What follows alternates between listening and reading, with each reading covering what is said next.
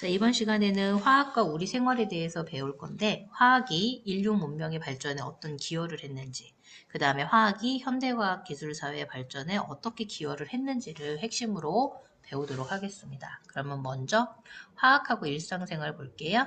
자, 화학이라는 학문은 물질의 성질과 구조, 변화 등을 연구하는 학문이에요. 그런데 일상생활에 필요한 다양한 물질들을 우리가 뭘 이용해서 만들었다고? 화학을 이용을 해서 만들었는데 이 화학이 우리의 뭘 바꾼 거냐면 의식주를 바꾼 거예요, 여러분. 많이 변화시킨 거지. 제일 먼저 암모니아를 합성을 해서 우리가 식량 문제, 부족 문제를 해결을 했는데 산업혁명 이후에 급격한 인구 증가로 전 세계에서 식량 부족 문제가 커졌습니다. 그래서 식물의 퇴비나 동물의 분뇨 같은 것으로 우리가 의존을 했던 농업은 한계에 부딪혀서 더 이상 생산량을 늘릴 수가 없었는데 우리가 식물 생장에 필요한 게 바로 뭐냐면 질소예요, 여러분. 그래서 식물 퇴비나 동물의 분뇨와 같은 천연 비료는 한계가 있죠. 뭐가 한계가 있냐면 질소라는 거를 공급하는 거에 한계가 있어. 이 질소는 식물 생장에 필요한 3대 영양소 중에 하나인데 이게 있어야지만 생산량이 늘어나 식물의 이런 열매라든지 이런 씨앗들이 많이 생산이 되는데 왜 이런 일이 벌어지냐면 질소라는 거는 평상시에 공기 중에 무슨 형태로 있어? 기체 형태로 존재합니다. 그래서 삼중결합 형태로 굉장히 강한 결합이라 얘는 반응성이 현저하게 낮아요, 여러분. 반응성이 낮는데 이 반응성이 낮은 게 번개가 치거나 아니면 땅 속에 있는 콩과 식물에 뿌리옥 박테리아라고 하는 애가 붙어 있는데 얘네들이 이 질소를 뭘로 만드느냐? 번개가 치거나 뿌리옥 박테리아가 질소를 반응을 시켜서 NO3- NH4+ 이런 질산염 형태로 만들어요. 정확하게 이름을 부르면 여기 있는 애는 질산이온, 그 다음에 암모늄이온인데 암모늄이온하고 질산이온들이 바로 질산염으로 이온 결합 물질을 하는 양이온하고 결합을 하겠죠. 그러면 이렇게 되는 요 일련의 과정을 우리가 뭐라고 하느냐? 질소 고정이라고 그래요. 그럼 이 질소 고정에 의해서면 땅속에 이런 무슨 형태의 염 형태의 질소가 뿌리에서 흡수할 수 있게 식물들이 뿌리에서 흡수할 수 있게 만들 수 있는 건데 이 공기 중의 질소 기체를 직접 이용 못하는 애들은 번개가 치거나 뿌리옥 박테리아가 없다면 이 콩과 식물에 있는 거야. 얘네들이 없다면 땅속에 있는 이런 염 형태를 얻을 수가 없어. 그러면 내가 식량을 대량으로 생산하기 위해서는 충분한 양의 뭐가 필요한 거야? 질소가 들어간 비료가 필요한데 그 질소 비료의 원료가 바로 누구냐? 암모니아입니다, 여러분. 그래서 어떻게 됐느냐? 20세기 초 독일의 화학자 하버, 슬프지만 지금 밑줄 치는 과학자들은 암기하셔야 됩니다. 그래서 이 하버라는 과학자는 공기 중의 질소 기체를 수소랑 반응을 시켜서 질소 비료의 원료인 암모니아를 대량으로 생산하는 방법을 개발합니다. 그래서 기체 상태의 질소와 기체 상태의 수소를 내가 촉매를 집어넣고요. 그 다음에 온도도 높이고 압력도 높이고 템퍼레처랑 프레저예요. 그래서 온도하고 압력을 높여서 암모니아 기체로 얻었어요. 근데 이 암모니아 기체를 얻어가지고 바로 쓸 수는 없고요. 얘는 독성이 있기 때문에 누구랑 반응을 하느냐? 암모니아를 HNO3, 질산이나 아니면 이산화탄소랑 반응을 시켜요. 얘네들이랑 반응을 시키면 얘가 뭐가 나오느냐? NH4NO3 질산 암모늄이라고 하는 고체 물질이 나오는데 이거를 비료로 만들어서 뿌리는 거고요.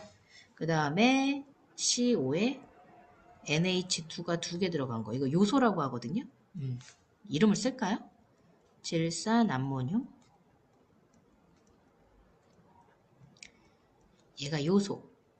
그래서 고체 상태인 요런 저렴한 질소 비료가 공급이 되면서 식량 생산량을 어떻게 했다? 증가시켰습니다.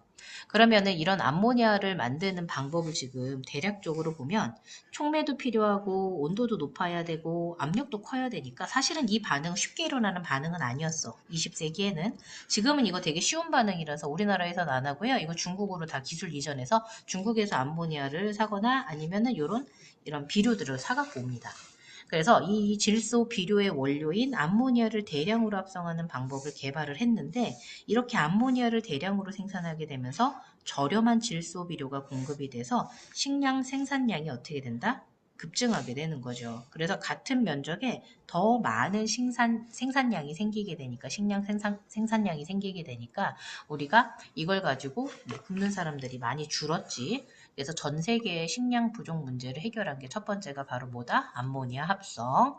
그래서 오늘날 화학의 발달로 농업용 필름이라든지 작물 보호제 등이 개발이 돼서 식량 생산량 증대에 기여하고 있는 겁니다. 자, 두 번째는 의약품 개발.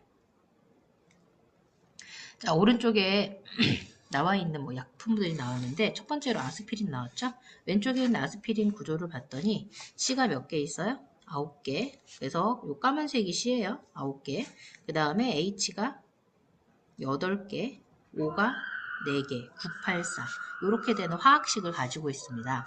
의약품 개발이라고 해서 과거에는 의약품이 천연물질이 한정되어 있었는데 세균이나 바이러스로 인한 감염병으로 사망하는 사람이 많았는데 이때 세균이나 바이러스로 확인할 수 없으니까 그지? 병이 걸렸어도 무슨 병인지도 몰랐었어요. 그러다가 우리가 최초의 합성 의약품이 뭘 만들었습니까? 아스피린을 만드는데 이 아스피린은요 독일의 화학자 누가 만들었다고요? 호프만이라는 사람이 발명을 했어요. 이 사람도 기억하셔야 됩니다. 호프만. 그런데 이걸 어떻게 만들었냐면 아세트산하고 살리실산을 합성을 해서 아세틸 살리실산이라고 하는 아스피린이라는 상품명으로 만들어졌고 화학식이 아세틸 살리실산이야. 그래서 얘를 만들었는데 요 살리실산이라고 하는 애가 독성이 굉장히 강해요. 얘가 버드나무 껍질에 추출하면 나오는 물질이거든. 그래서 버드나무 껍질을 벗겨서 물에 끓이면 살리실산이 나와. 그래서 해열 진통제 효과로 옛날부터 썼어. 그래서 해열 진통제로 많이 사용을 했는데 이게 독성이 강합니다, 여러분. 산성이 강해서 먹고 나면은 위에 막 이렇게 여러 가지 염증이 생기거나 하는 거지. 왜 밥 못 먹고 쓰러져 있는 애들한테 열났다고. 이 산이 강한 거를 먹였으니, 그지? 그래서 이 독성을 약하게 하기 위해서 빙초산의 주성분이죠. 식초 주성분인 아세트산하고 합성을 한 게 최초의 합성 의약품인 아세틸 살리실산입니다. 지금도 많이 사용하고 있죠. 그 다음에 두 번째 페니실린. 이 페니실린은 최초의 항생제입니다. 여러분 생자가 살생자잖아. 살아있는 거에 저항한다. 세균에 저항하는 거야. 그래서 페니실린의 분자 구조를 변형을 해서 성능을 개량한 항생제가 대량으로 생산이 되면서 수많은 사람의 목숨을 구했다. 왜냐하면 이거 세계 2차 대전에 쓰였어요. 세계 2차 대전에 많이 사용을 했죠. 그렇기 때문에 그때 전쟁통에 많이 다친 사람들, 그래서 수술이 잘 됐음에도 불구하고 세균이나 이런 거에 염증에 의해서 죽은 사람들이 많은데 세균이나 바이러스로 인한 이런 감염병을 한꺼번에 막아준 게 바로 페니실린이죠. 그죠? 그래서 이렇게 기억하시면 됩니다. 자, 그 다음에 다양한 의약품 개발. 자, 화학의 발달로 바이러스성 질병에 대한 백신과 치료제, 그 다음에 항암제, 희귀 난치성 질환 치료제 등 다양한 의약품이 개발이 돼서 인류 평균 수명이 어떻게 됐다? 많이 연장이 됐죠, 실제로. 그래서 이런 것들이 이제 의학이 만들어지는 의학 발전이 일어난 게 누구 탓? 화학 탓이다. 이런 걸 배우는 거지 뭐. 자, 그 다음에 네 번째는 합성 섬유 개발인데 과거에는 면마, 실크와 같이 천연 섬유를 이용해서 옷을 만들었습니다. 여러분 이거 면마, 실크 이거 뭘로 만드는지는 좀 알까요? 이거 모카로 만들죠? 그죠? 모카로 면 만들고 마는 삼, 대마, 마로 만들어요. 마는 삼배. 여러분들이 알고 있는 그 대마 그거 맞아요, 여러분? 그걸로 해서 엮는 거죠. 그래서 대마, 야생. 그 다음에 실크. 요거 뭘 만들어요? 비단? 누에, 고치. 누에 겉에 있는 겉에 고치 성분 있죠? 그걸 가지고 이제 실크 비단을 만드는데 요런 천연 섬유를 이용을 해서 옷을 많이 만들었어요. 근데 천연 섬유는 촉감하고 흡습성이 어때요? 아주 좋아요. 이게 장점입니다, 여러분. 장점하고 단점을 좀 구분해 볼게요. 자, 촉감 좋아요. 그 다음에 흡습성도 되게 좋아요. 근데 단점도 또 명확해요. 단점이 뭐가 단점이냐면 쉽게 닳아요. 그 다음에 대량 생산이 어려워요. 한꺼번에 많이 못 만들죠. 세 번째, 색이 단조로워요. 이게 천연 섬유의 단점입니다. 그래서 촉감하고 흡습성은 좋아서 수분도 잘 흡수하니까 우리가 속옷 사용하거나 이럴 때 되게 좋은데 닳기도 잘 닳고 생산량도 많지도 않고 그 다음에 색이 단조롭기 때문에 이게 단점이었는데 인구는 계속 증가하고 있으니까 섬유 수요는 늘어나겠죠. 그런데 이런 천연 섬유는 면이나 만화, 실크인데 이거 사람이 생산을 하거나 이러려면 하루아침에 만들어지는 게 아니죠. 그래서 이를 충족하는 게 어려웠어요. 그러면서 뭘 만들었다? 합성 섬유를 개발을 했는데 여기 있는 합성 섬유의 뭐가? 단점들이 천연 섬유의 단점들이 합성 섬유에서 모두 어떻게 된 거야? 이 단점을 모두 다 극복을 한 거지. 그래서 합성 섬유의 장점은 천연 섬유 단점을 다 보완을 한 거다라고 생각하시면 돼요. 그래서 합성 섬유의 장점은 어떻게 되느냐? 자, 20세기 초 화학 반응을 통해서 합성 섬유라는 게 어떻게 됐다? 개발이 됐는데 이 합성 섬유 같은 경우는 어디서 나오느냐? 석유나 천연가스를 원료로 해서 많이 만듭니다. 이 석유랑 천연가스는 우리가 사용하면 사용할수록 뭐가 많이 나오겠어? 이산화탄소가 많이 나오겠지? 그래서 이산화탄소가 이렇게 많이 나오는 물질들이기 때문에 얘네들은 단점이 명확합니다. 그래서 이 합성 섬유 같은 경우는 많이 만들게 되면 이게 다 어떻게 됩니까? 자원을 천연 가스나 석유를 많이 사용을 하기 때문에 이산화탄소 배출이 많은 것도 첫 번째 문제가 되기도 하지만 이 합성 섬유는 잘 썩질 않아요, 여러분들. 그래서 재활용하기도 어렵습니다. 그래서 이런 것들이 최대 단점이 되기는 해요. 근데 우선은 장점. 아까 천연 섬유에 있던 단점을 해결한다고 그랬죠? 합성 섬유는 어떻다? 질겨요. 그리고 잘 구겨지지 않고 대량 생산이 가능해요. 그러면 아까 얘기했던 천연 섬유의 장점들 대량 생산됐는데 쉽게 닳지 않고 색이 단조롭다. 그럼 하나 더 추가하자. 색이 어떻다? 다양해. 색이 다양해. 엄청 많아. 뭐 모든 색상을 다 만들 수 있으니까. 요런 것들이 다 장점이 되는 거지. 그래서 합성 섬유가 천연 섬유를 대체해서 널리 쓰이게 되었고 인류의 의생활은 크게 개선이 됐지, 그지? 쓰레기가 많이 생겼을지언정.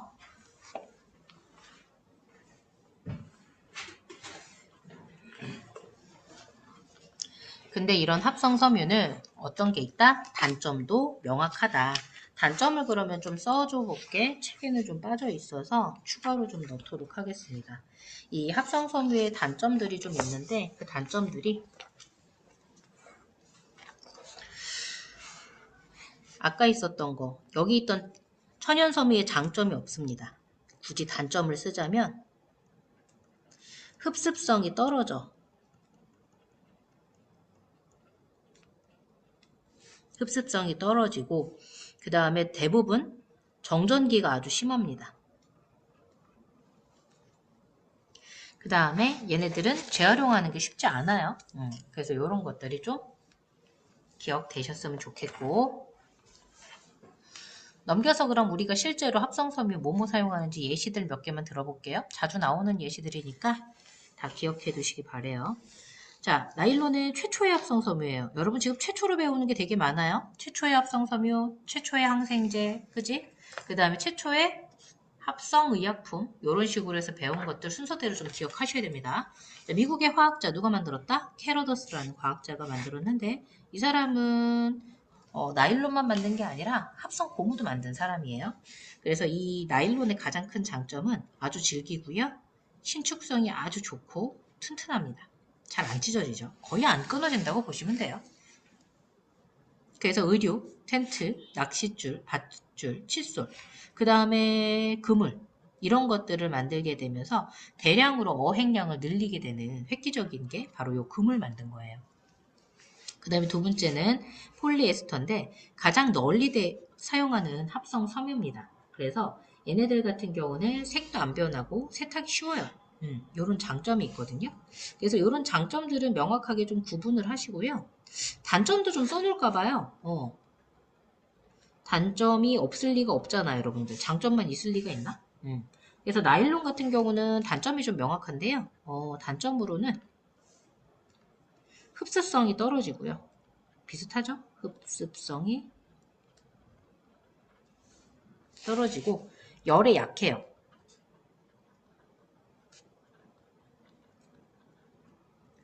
그 다음에 두 번째로 마찰에 의해서 정전기가 많이 발생합니다.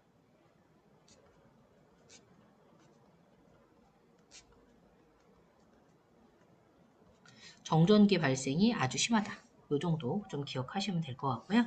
그 다음에 색이 잘 변하고 세탁이 쉽다라고 했죠. 색이 잘 변하지 않고 세탁이 쉽다고 그런 게 폴리에스터잖아요. 요거 말고도 또 특징이 있어요. 구김성이 적어요. 이게 제일 엄청 큰 장점이거든. 왜냐하면 이것 때문에 구김성이 적어서 양복이라든지 와이셔츠, 여러분 교복, 그 다음에 블라우스 이런 거 있죠? 이 소재로 많이 쓰여요. 그리고 얘네들 같은 경우는 굉장히 빨리 마르거든요. 그죠? 그래서 이런 특징을 이용해가지고 우리가 와이셔츠 여기 보이네 그림 있네.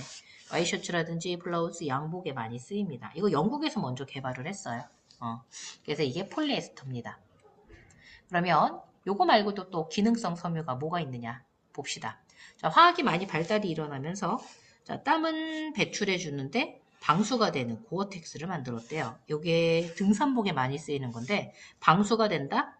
H2O 액체로 된 빗방울은 흡수가 안 돼요. 되게 신기하죠? 근데 내가 땀을 흘려서 그 땀이 기화가 돼서 기체가 되면 얘는 방출이 됩니다. 미세하게 작은 구멍을 만들어서 그래. 그래서 미세하게 작은 구멍을 만들어가지고 걔 같은 경우는 지금 액체는 바깥에서 비 맞을 땐 들어오지 않고 땀은 바깥으로 배출해주는 등산복 같은 거를 만들면 우리가 고어텍스를 이용을 해서 만들었을 때 굉장히 기능성 섬유가 돼서 가격이 조금 더 비싸지죠. 그리고 스스로 열을 내는 뭐도 있다? 발열 섬유도 있어요. 그래서 이게 뭐랑 반응을 하냐면 여러분이 몸에서 내는 땀이 있죠? 땀이나 이런 것들 물하고 반응을 해서 발열을 하는 거예요. 또는 아니면 빛을 내는 이렇게 흡수하는 물질을 넣어가지고 내가 빛에 의해서 열을 방출하는 발열 섬유도 있습니다. 자, 그리고 또 어떤 내용도 있느냐? 외부 환경이 변해도 체온 유지를 도와주는 섬유. 요런 것들도 있는데 요런 다양한 기능을 가지는 섬유가 많이 개발이 되었죠. 자, 그리고 다섯 번째, 금속 재련 과정 봅시다. 재련이라고 하는 건 뭐냐면 광석에 포함된 금속을 분리 추출해서 정제하는 과정입니다. 여기서 보이면 분리라고 했죠. 그래서 재련 과정에서 화학 반응이 많이 이용이 되는데 여러분 철의 재련이라고 해서 작년에 통합과학 때 산화환원 파트에서 배웠어요. 그래서 철은 철광석을 재련을 해서 만들게 되는데 이 철광석이라고 하는 화학식이 어떻게 되느냐? Fe2O3 그 다음에 SiO2 이런 식으로 해서 규산형 광물까지가 포함된 거예요. 그래서 산소를 제거하고 그 다음에 규산형 광물까지 제거를 해서 철만 얻는 게 재련 과정인데 철광석을 코크스와 함께 용광로에서 높은 온도로 녹이게 되면 우리는 지금 산소를 제거를 하는 거죠. 이 과정 얘기했어요. 얘가 일산화탄소가 되잖아, 그지? 그래서 산소랑 반응을 해서 일산화탄소를 만드는데 요 일산화탄소가 반응성이 아주 크기 때문에 누구랑 다 반응을 해서 여기 있는 철광석 반응을 써볼까? Fe2O3랑 일산화탄소 3개를 반응을 시키면 철과 3개의 이산화탄소가 나오죠. 이런 식으로 해서 반응했었던 거 작년에 통합과학 때 했었습니다. 그래서 이렇게 순수한 철을 얻는 이 과정을 뭐라고 한다? 재련이라고 해요. 그래서 18세기 이후 철을 재련하고 가공하는 기술이 크게 발달했는데 이걸 통해서 철도라든지 대형 교량, 선박 등을 만들고 고층 건물을 지을 수 있게 된 겁니다. 철이 흔하니까. 그리고 얘네들은 가공성이 아주 좋아요. 자, 두 번째, 알루미늄 재련인데 철보다는 알루미늄 재련하는 게 훨씬 더 어렵습니다. 왜냐하면 우리가 금속의 이온화 경향에 의해서 철보다는 알루미늄이 반응성이 더 크거든요. 그래서 과거에는 알루미늄 생산하는데 비용이 많이 들어서 알루미늄 가격이 많이 비쌌어요. 왜 그러냐면 보크사이트라고 하는 수산화 알루미늄을 주성분으로 하는 성분인데 Al2O3에 물 분자가 붙어 있는데 얘네들이 전기 재련을 통해서만 우리가 만들 수 있지 용광로에서 녹이는 게 안 돼요. 녹는 점이 너무 높아. 이게 어느 정도 높냐면 녹는 점이 대략 2054도야. 철보다 훨씬 더 높죠. 그래서 얘네들을 녹이는 게 되게 어려웠는데 빙정석을 집어넣어가지고 녹는 점을 낮추게 되면 얘네들을 알루미늄 분리하는 데 쉽다라는 걸 알아내서 자 1886년에 호라고 에로라는 사람이 뭘 이용을 해서 전기를 분해하는 방법을 이용을 해서 산화 알루미늄을 어떻게 했다? 알루미늄으로 환원을 시켰습니다. 그래서 어느 극에서 이걸 얻었냐면은 이 알루미늄 환원을 시켰을 때 마이너스 극에 탄소 전극이 있거든요. 그래서 걔를 환원을 시켜가지고 누구를? 알루미늄을. 알루미늄이 이거 3 플러스거든. 그런데 알루미늄이 내가 그냥 금속으로 됐으면 어떻게 된 거야? 전자를 얻은 거잖아. 그래서 환원을 시켜서 알루미늄을 얻는 기술을 개발을 했습니다. 그래서 다양한 알루미늄 제품을 저렴하게 이용할 수 있는 게 이런 재련 기술이 발달해서죠. 이것도 화학하고 관련된 거예요. 됐죠? 자, 그 다음에 6번째 플라스틱 봅시다. 자, 플라스틱은 화석연료인 원유에서 정제한 나프타를 원료로 해서 만드는데 내가 이 플라스틱은 굉장히 많이 쓰여요. 가볍고 다양한 모양으로 쉽게 가공도 되고 그래서 얘네들의 특징이 뭐냐면 가볍지, 다양한 모양으로 가공이 가능하지, 그 다음에 가격이 저렴하지. 그 다음에 또 뭐 있나? 대량 생산이 가능해. 여러분 이거 봤을 때 딱 무슨 느낌? 다 장점이겠지. 근데 5번째, 환경오염이 단점. 안 썩어. 그리고 재활용하기가 아직은 많이 개발이 안 돼 있어, 그지? 그래서 이런 것들이 단점이다. 플라스틱이 근데 어디서 나와? 화석연료인 원유에서 나옵니다. 그 정제한 나프타를 원료로 해서 만드는데 요거는 기억해 두시고 그 다음에 건축재료 개발하는 거 봅시다. 자, 과거에는 돌이나 나무와 같은 천연 재료를 이용해서 만들었어요. 이런 것들은 뭐 가벼우니까, 그지? 뭐 철, 돌, 나무 주변에 너무 많잖아. 그래서 돌이나 나무, 천연 재료를 사용해서 건물을 지었기 때문에 건축 시간이 오래 걸리고 대규모 건축이 좀 어려웠어. 그런데 현재는 화학 발달로 건축 재료가 많이 개발이 됐죠. 그래서 주택, 건물, 도로 등을 어떻게 건설한다? 대규모로 건설하는데 이 대규모 건설하는데 가장 큰 영향을 준 게 바로 누구냐면 철근 콘크리트야. 콘크리트 속에다가 철근을 집어넣은 거야. 그런데 이게 왜 중요하냐면 철근하고 콘크리트가 열 팽창률이 비슷합니다. 뭐가 비슷하다고? 열 팽창률. 그러면 열 팽창률이 비슷하면 걔네들을 섞어놨을 때 내가 팽창하거나 수축하는 정도가 비슷해서 건물이 무너지는 것을 좀 방지해 주는 거지. 더 튼튼하게 지으면서. 그래서 이렇게 쓰이는 건데 우선은 대규모 건설로 해서 우리가 도시가 높아지고 거대해지는 거는 다 이 철근 콘크리트 덕인데 이거 말고도 우리가 화학 발달로 건축 재료를 뭘 사용을 하느냐? 강철, 시멘트, 유리 이런 것들 많이 사용을 하죠. 자, 철을 주성분으로 탄소 함량을 조절해가지고 여러 가지 철로 만드는데 얘는 매우 견고하고 내구성이 좋아서 굉장히 튼튼한 건물을 만들 수 있어요. 그리고 시멘트 같은 경우는 내가 산화칼슘 등의 칼슘 화합물하고 모래, 철이나 알루미늄을 섞어서 만들거든요. 근데 이렇게 만드는데 여러분이 뭘 기억을 하셔야 되냐면 여기 있는 산화칼슘 어떻게 만드느냐? 탄산칼슘을 가열을 해요. 삼각형이 가열이에요. 그러면 산화칼슘하고 이산화탄소가 나오는데 이 산화칼슘을 우리가 생석회라고도 부릅니다. 그래서 나중에 중화 반응할 때도 이거 써요. 이게 염기성 성질인데 얘네들하고 모래나 철, 알루미늄을 섞어가지고 우리가 시멘트를 만드는데 물하고 반응해서 단단하게 굳게 만들 수 있으니까 시멘트 다 뭔지 알죠? 건물 외벽 제작에 많이 사용을 하죠. 그리고 이제 유리, 모래 포함된 이산화규소를 원료로 해서 만드는데 여러분 모래에 규산형 광물이 많다라고 얘기했잖아요. 그죠? 그럼 이런 것들을 이용해서 투명한 유리를 만들기 때문에 외벽이나 창 등에 많이 이용이 되죠. 별로 어렵지 않으니까 뒤쪽 넘겨서 화학과 현대사회의 기술 발전 넘겨서 볼게요. 이 파트는 뭐 교과서마다 워낙 천차만별이라서 학교에서 조금 더 깊게 배웠다고 한다면 그거에 맞춰서 더 하시면 됩니다. 자, 그리고 화학하고 현대과학 기술 사회의 발전 보도록 할게.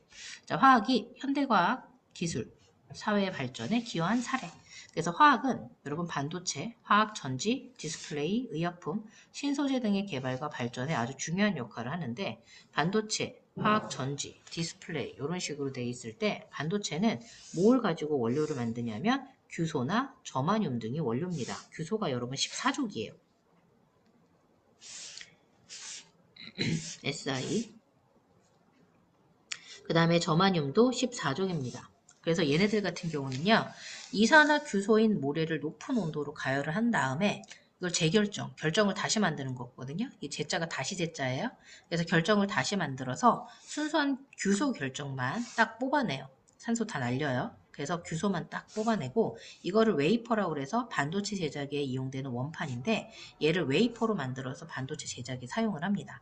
그래서 이 반도체는 컴퓨터, 스마트 기기, 교통수단, 첨단 무기 등 핵심 부품 중 하나로 우리나라가 반도체 1, 2위를 다투고 있죠. 자, 두 번째는 화학 전지인데요. 화학 전지는 플러스 극하고 마이너스 극을 구성하는 물질과 전해질로 구성이 돼요. 이 전해질이라고 하는 거는 전류로 흐르게 해주는 물질이다라고 생각하시면 되는데 이런 것들을 가지고 우리가 물에 녹아서 이온화해서 전류로 흐르게 하는 거를 전해질이라고 하거든요. 그런데 이렇게 플러스 극하고 마이너스 극을 구성하는 물질, 전해질 이렇게 두 가지로 이루어지는 요 화학 전지 같은 경우는요. 충전이 가능한 리튬 이온 전지로 많이 쓰여요. 우리가 지금 많이 쓰고 있는 거예요. 노트북, 휴대전화, 그지? 이렇게 휴대가 가능한 전자기기. 너무 많아서 뭐, 그지? 그래서 이런 것들에 다 리튬 이온 전지고요. 전기 자동차에도 많이 이용이 됩니다. 그래서 전기 자동차는 가솔린이나 경유 등의 화석연료를 이용하는 기존의 자동차 이런 거보다 환경오염 물질의 발생을 줄인다. 이산화탄소 배출이 많이 안 되니까. 근데 지금 전기 생산하는 게 화석연료로 사용하는 양이 많아서 그게 문제인 겁니다. 자, 그리고 화학 전지를 이루는 물질과 이들 사이의 반응을 연구해서 더 안정하고 효율적인 화학 전지를 개발하려고 노력을 하고 있고 이 화학 전지 같은 경우는 자발적인 화학 반응이라고 그래가지고 요게 놔두면은 스스로 일어나거든요. 그래서 화학 에너지를 열 없이 바로 전기로 생산을 해내게 되면 훨씬 더 에너지 효율이 어떻게 된다? 높아지게 되는데 이걸 이용을 한 겁니다. 그래서 리튬 이온 전지는 두 전극 사이를 리튬 이온이 이동하는 화학 반응으로 전기를 생산해내는 겁니다. 자, 그러면 넘겨서 디스플레이 봅시다. 우리나라 TV가 1, 2위죠 뭐. 자, 최근 디스플레이에는 액정 표시 장치 LCD하고 유기발광 다이오드가 많이 이용이 되는데 LCD하고 OLED를 이용을 해서 모니터를 어떻게 만들어요? 아주 얇게 만들었어요. 엄청 얇죠? 우리나라 TV. 그래서 OLED를 특수 유리나 플라스틱에 활용을 하면 모니터를 어떻게 할 수 있어? 휘거나 구부릴 수 있어서 실제로 지금 우리 휴대폰 접을 수 있잖아요. 그죠? 휘거나 구부리거나. 그래서 디스플레이는 더 밝고 선명하고 가벼우면서 에너지를 적게 소비하는 쪽으로. 그래서 밝고 선명하고 에너지를 적게 소비하니까 훨씬 더 우리가 TV 보기가 어떻다? 좋겠다. 그래서 이러한 기술도 뭐랑 관련이 깊다? 화학과 관련이 깊다라고 생각하시면 됩니다. 자, 그리고 의약품, 항생제, 항바이러스제, 항암제, 백신. 그래서 이런 것들이 나오는데 항생제, 항바이러스제, 항암제는 질병을 어떻게 하는 거예요? 치료하는 거죠. 질병 치료예요. 자, 그런데 여러분들 여기 백신은 어떻게 됩니까? 예방할 목적으로 사용을 하는 거죠. 그래서 대부분 뭐예요? 탄소화합물이에요. 여러분 탄소화합물을 자꾸 헷갈려 하는데 탄수화물과 다른 거예요. 탄소화합물. 탄소화합물에 여러분 통합과학 때 배웠잖아. 사람 몸속에 있는 탄소화합물 제일 많은 거 뭐였어? 뭐 단백질, 지질, 핵산, 탄수화물 뭐 이런 것이 있었잖아, 그지? 그래서 얘네들이 기본적으로 다 뭐로 돼 있어? C, H,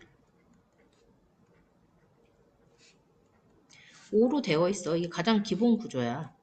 그래서 탄수화물은 뭘 포함하고 있다? 이렇게 탄소를 포함하고 있는 게 메인인 거지 뭐.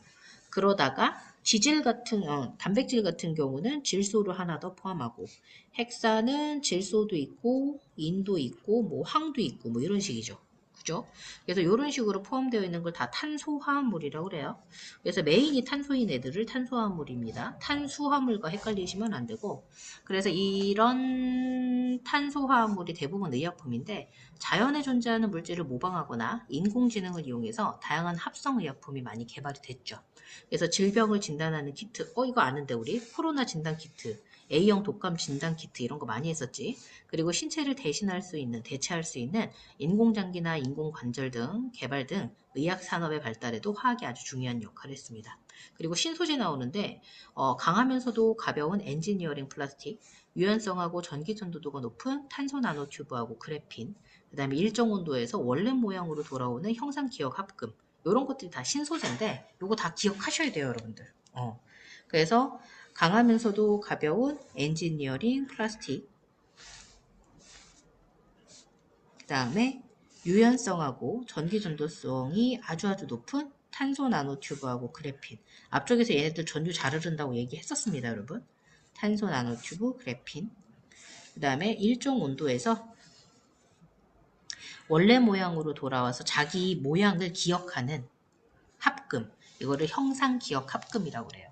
그래서 우주선에 안테나 같은 거를 쏠 때 그 형태를 우주에 나가서 펼치게 만드는 거야. 원래 모양을 기억을 해서 여기서 그냥 펼쳐놓고서는 전송할 수가 없으니까 부피를 많이 차지하니까 접어서 내가 우주 바깥으로 가서 특정 온도가 되면 자기 원래 모양을 기억하고 모양대로 펼쳐집니다. 그걸 형상기억합금이라고 하고, 그 다음에 다양한 신소재, 이런 것들 신소재가 다 개발이 돼서 스포츠용품, 자동차, 항공우주 관련 부품, 전자기기 등에 많이 활용이 됐죠. 자, 그리고 터치스크린은 손가락을 대는 것만으로도 기기를 조작할 수 있어서 생활 곳곳에 사용이 된다고 했고요. 그 다음에 인공관절이나 인공장기 등이 개발이 돼서 의료기술을 많이 발전시켰죠. 별 내용이 없어요. 그냥 다 교과과정의 내용이라 여러분들이 좀 까먹지 않고 전체를 다 보셨으면 좋겠습니다. 자, 그 다음에 넘겨서 화학하고 지속가능한 미래까지 하고 끝낼 건데, 뒤에 있는 내용들 쭉 푸시면, 앞에 보고 풀시면 안 돼요, 여러분들. 이제 고등학교 2학년은 앞에 보고 풀면 끝난 거예요. 앞에 개념이 다 끝나고 외운 상태에서 문제 풀고 가셔야지, 보고 풀고 여러분 머리에 하나도 안 남아요. 자, 화학하고 지속가능한 미래 봅시다.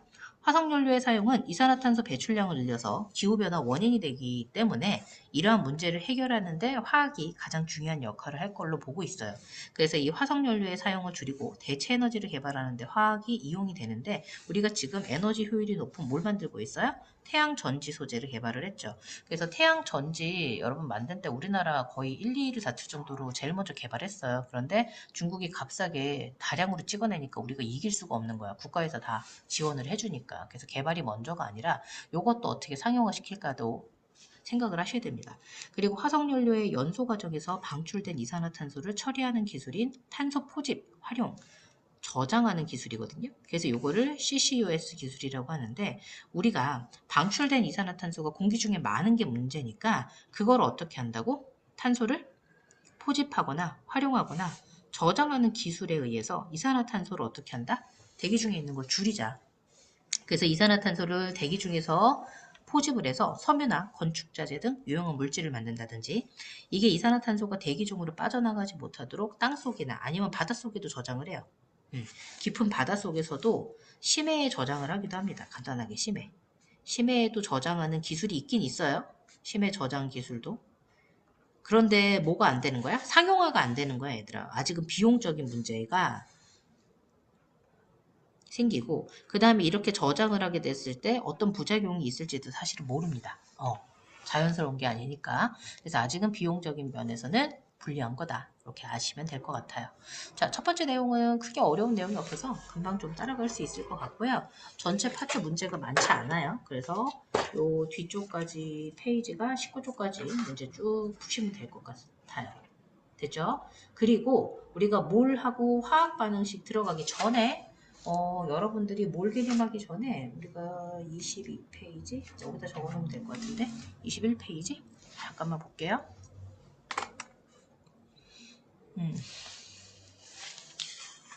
21페이지에 있는 여기 화학의 언어 파트인데 여러분 이 파트에다 필기 좀 해놓을게요. 2단원 들어가기 전에 여러분이 중학교 때랑 고등학교 때 배웠던 내용들 중에 몰라가지고 못 쓰는 내용들이 좀 많아서 조금 개념만 정리를 하고 가도록 하겠습니다. 여기까지 정리를 하면 지난 시간 수업 좀 어느 정도 맞춰진 것 같아요. 자, 그러면 먼저 뭘 볼 거냐면 여러분들이 첫 번째 알아야 되는 게 EH2O를 써놓으시고 뭐랑 구분을 하느냐? 원자와 원자부터 하면 안 되지. 원소와 원자와 분자 얘네들을 나누는 걸 좀 먼저 해볼게요. 이 H2O는 물분자죠. 그래서 물분자를 이루고 있는 원소가 뭐가 있어요? 수소라는 원소와 산소라는 원소로 몇 종류가 있어요? 2종류가 있어요. 그런데 얘는 셀 수가 없는 숫자입니다. 이게 여러분들이 이해가 안 가실 거예요. 이게 왜 이해가 안 가냐면 수소, 산소 두 종류인데 왜 셀 수가 없어요? 셀 수 있잖아요. 얘는 입자가 아니에요. 왜 그러느냐? 하나를 더 쓰고 쓸걸. 이 원소라고 하는 건 물질을 이루고 있는 기본 성분입니다. 그래서 물질을 이루고 있는 기본 성분으로서 셀 수가 없다라는 건 뭐냐면 여러분 예시를 들면 이거예요. 지구상이에요, 여러분. 예시예요. 사람이라는 종의 성별이 남자 또는 뭐 있어요? 여자. 생물학적으로 딱 둘 있죠. 그럼 남자 여자 있으니까 남자 여자 지구상에 몇 명 있는지 알아요? 모르죠. 성별은 두 종류가 있는 게 맞는데 셀 수가 있다 없다? 셀 수가 없다고요. 셀 수 있다 없다? 셀 수 없다니까? 뭐 죽고 태어나는 사람이 계속 있는데 어떻게 세? 못 센다니까 이거. 그치? 근데 원자는 어떻게 되느냐? 물질을 이루고 있는 기본 입자예요. 그래서 얘는 셀 수 있어요. 수소 몇 개? 4개죠. 산소 몇 개예요? EH2O니까 2개죠. 그러면 총 몇 개죠? 6개죠. 그래서 얘는 셀 수가 있다 없다? 셀 수가 있습니다. 되죠? 자, 그 다음에 분자는 어떻게 된다? 물질을 이루고 있는 기본 입자인데 뭘 가지고 있냐면 성질을 가지고 있는 입자예요. 성질을 가지고 있기 때문에 요게 합쳐지면 뭐가 되는 거야? 물 분자가 되는 거지. 몇 개가 있는 거야? 2개가 있는 거야. 그러면 얘는 분자 2개니까 총 분자 수가 몇 개야? 총 분자 수가 2개가 되죠. 총 잠깐만 잘못 눌렸네.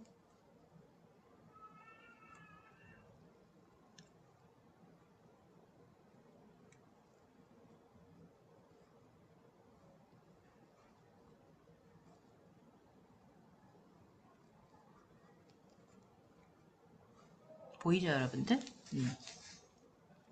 그래서 얘는 총 입자수가 몇 개가 된다고? 분자수가 총 2개야. 그럼 얘는 셀 수 있다 없다? 셀 수 있다. 이렇게 볼 수 있는 겁니다. 됐죠? 그래서 뭐가 차이가 나냐면 여기 물분자라고 그랬을 때 이 분자를 원자로 이렇게 자르는 형태를 우리는 분해라고 그래요? 분리라고 그래요? 이게 분해예요, 여러분. 화학 반응이라. 성질을 잃어버리는 거거든. 그래서 분자를 쪼개면 수소, 산소, 원자가 되는 거거든. 그래서 수소, 산소 여기다 이제 원자도 써줬어야 되는데 쏘리 내가 여기다 원자를 안 썼네. 수소, 산소, 얘는 수소 원자 4개, 얘는 산소 원자 2개. 당연히 알고 있을 거라 생각하지만 좀 빠진 것 같아서 이렇게 집어넣을게요. 그래서 걔네들을 합치면 물 분자가 되는데 물 분자를 쪼개면 다시 수소 원자랑 산소 원자가 되겠죠. 됐어요? 그래서 이렇게 되는데 분자를 쪼개면 우리가 분리라고 안 하고 분해라고 한다. 요거를 기억을 하시고, 그럼 요걸 알려면 뭘 하나 더 기억을 해야 되느냐? 여러분들이 전체 물질에 대해서 기억을 하셔야 됩니다. 뭐냐 하면 물질은 크게 2가지로 나누죠. 하나는 순물질이 있고요. 또 하나는 뭐가 있다? 혼합물이 있어요. 중학교 때 다 한 겁니다. 근데 거기다 더 추가로 넣는 거예요. 순물질은 한 가지 원소로 된 애가 있고요. 2가지 원소가 결합된 화합물이 있어요. 그래서 순물질은 뭐냐면 한 종류에 있는 물질로만 되어 있는 것이라면 혼합물은 2종류 이상이 섞인 거예요. 근데 원소랑 화합물은 한 가지 원소로만 돼 있는 애가 있고 2가지 원소 있는 애가 이상이 섞인 애가 화합물이에요. 그럼 예시를 들어보면 조금 더 명확할 것 같아. 원소에 해당하는 예시에는 뭐가 있느냐? 뭐 수소? 질소? 헬륨? 네온 이런 애들이 있을 것 같고 그 다음에 탄소도 있고 철이나 마그네슘, 알루미늄, 나트륨 이런 애들이 있어. 그럼 화합물은 뭐가 있느냐? H2O, CO2 2가지 이상 원소가 결합돼 있지? NH3, SiO2, NaCl, MgO 이런 식으로 있는 애들이 모두 다 화합물이에요. 그 다음 혼합물은 골고루 섞여 있는 균일 혼합물이 있고 골고루 섞여 있지 않는 불균일 혼합물이 있습니다. 가라앉아 있거나 떠 있는 게 있는 거야.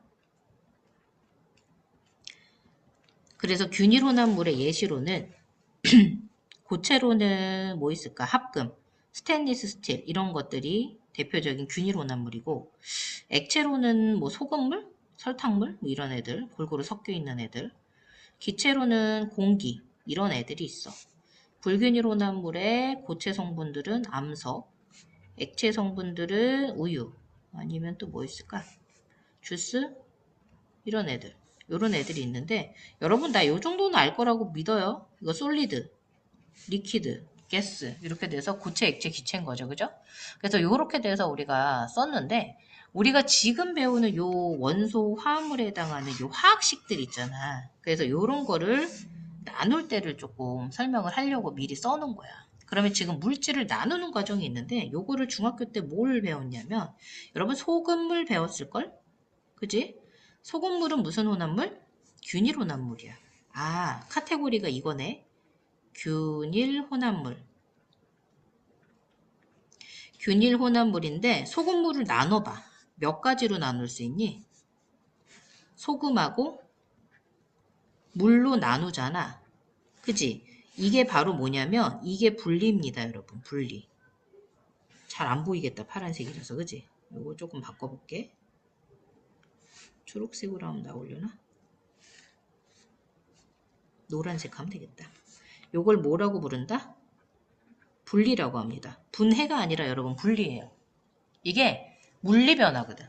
소금물을 끓이면 되잖아. 물은 날아가고 소금은 남으니까. 그지? 그럼 이때 소금의 화학식이 뭐야? NaCl. 밑으로 좀 더 내릴까요? 잘 보이게.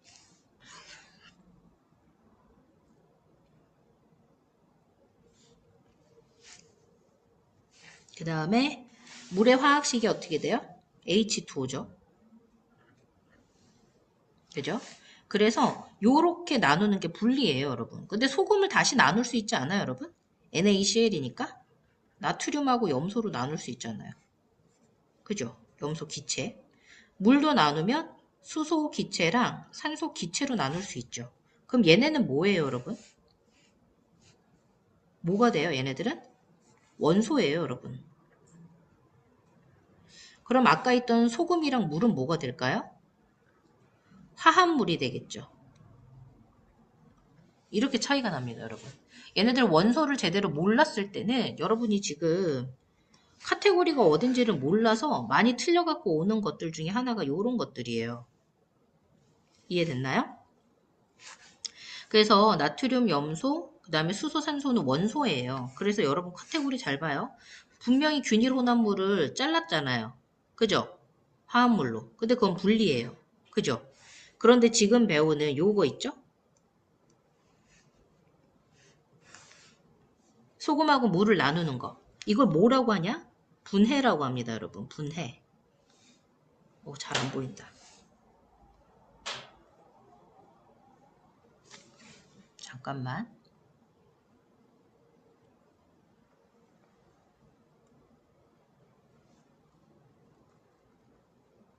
노란색으로 써야 되겠어요.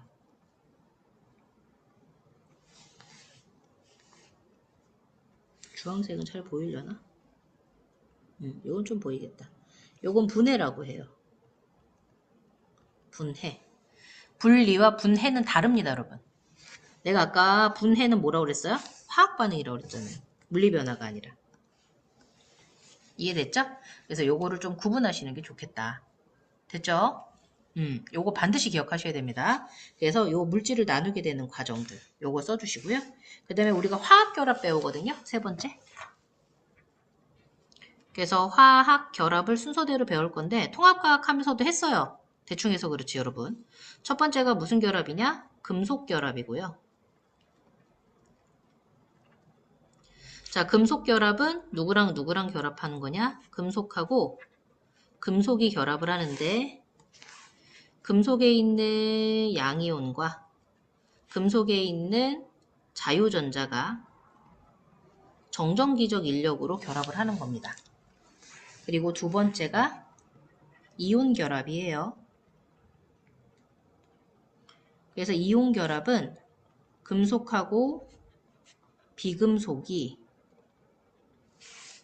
금속이 전자를 주면 양이온, 비금속이 전자를 얻으면 음이온이 돼서 얘도 정전기적 인력으로 결합되는 거예요. 뒤에서 배웁니다. 다시 더. 근데 다 했던 거예요, 여러분. 마지막으로 공유결합이 있는데 이 공유결합이 누구랑 누가 결합하는 거야? 비금속하고 비금속이 전자쌍을 공유를 하면서 만들어지는 거거든요. 그러면서 만들어지는 결정이 달라요, 여러분들. 그래서 뭐가 만들어지냐면 여기 있는 금속 결합이 결합을 하면 금속 결정을 만들고요. 그죠? 이온 결합이 결정을 만들면 이온 결정을 만들고요. 그 다음에 공유 결합이 결정을 만들면 두 가지를 다 만들어요. 하나는 공유 결정이고 또 하나가 이온 아니지 분자 결정이지. 공유 결정이고 또 하나가 분자 결정을 만듭니다. 많죠? 그래서 결정이 모두 몇 가지가 만들어지느냐? 이렇게 네 가지가 만들어져요. 공유 결합은 결정을 두 가지를 만드는데 여러분이 분자다 라고 얘기를 하는 게 바로 누구냐면 분자 결정이에요. 얘만 분자예요. 얘만. 분자 결정만 분자라고 하고요. 나머지는 분자가 아니에요. 그래서 여러분들이 금속 결정, 이온 결정, 공유 결정을 좀 나눠야 되는데 그걸 나눠 볼게요. 모를 테니까 여러분이. 그래서 얘네들을 나눠 볼게요. 여기 있는 수소, 질소, 헬륨, 네온 요런 애들 있죠? 요게 여러분들 분자 결정이에요.